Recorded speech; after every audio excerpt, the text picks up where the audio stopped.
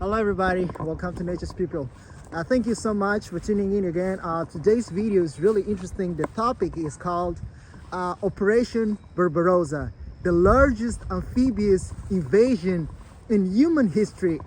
Unprecedented, guys. It's something that happened in the Second World War, impressively by the German army, which intended or attempted to sort of invade the western part of Russia. So I'll break it down for you, what happened, how it happened, and how the war followed up, and the repercussions of the war, and how the leader of Germany, Adolf Hitler, had insatiable desire for new territories, for expansion, for the called free space.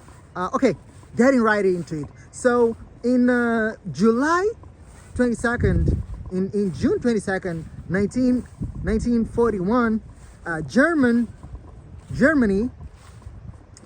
planned an invasion to West Germany, and the invasion was sort of the most profound and the most amphibious invasion that the world has ever seen in its lifetime.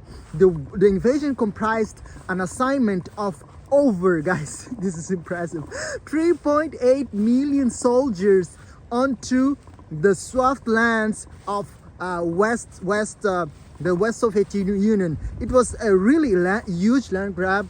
For those of you who don't have a perspective of how much land these people were planning to grab, Germany invading all today's Russian territory and today's Ukraine, occupied by its topmost point, at the affluent top point in the invasion. Germany actually was able to capture 600,000 kilometer squares. To put that in perspective, so that you guys have an idea, that's roughly the size of today's Turkey. It's really too much land, and the Germans actually by the end of the war had a miserable loss, and I'm going to break it down how that happened and why that happened.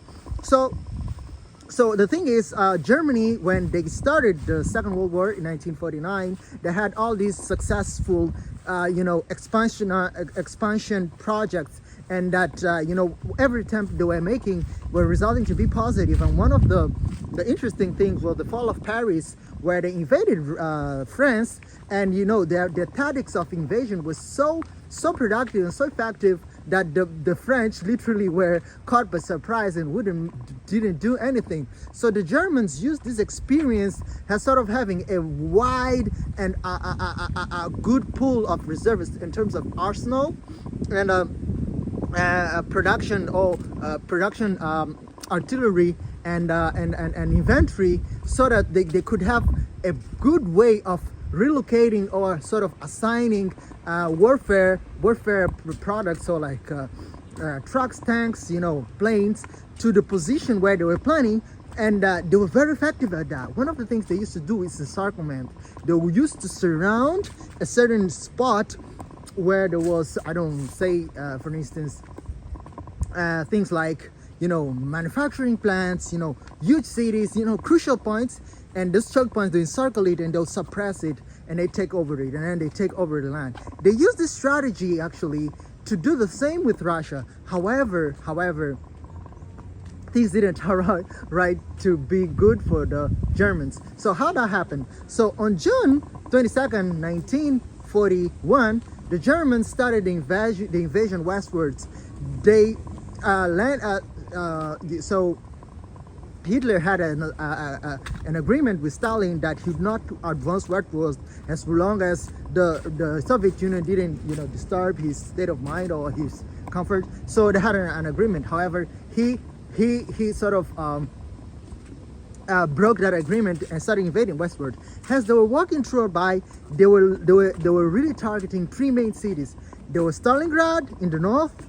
They had Moscow in the center, and they have Kiev, today's capital of Ukraine, in the south. So they were targeting these cities, and they had the Hitler and his chief commanders had this concept that if they were able to sort of suppress or grab this land, they were definitely going to, knock out or stop the Russian response, from the back. Like they were really sure and they were concrete about the plan that they had it, well planned, and it would turn out to be successful. However, throughout the course of the war, the Russians were losing very miserably.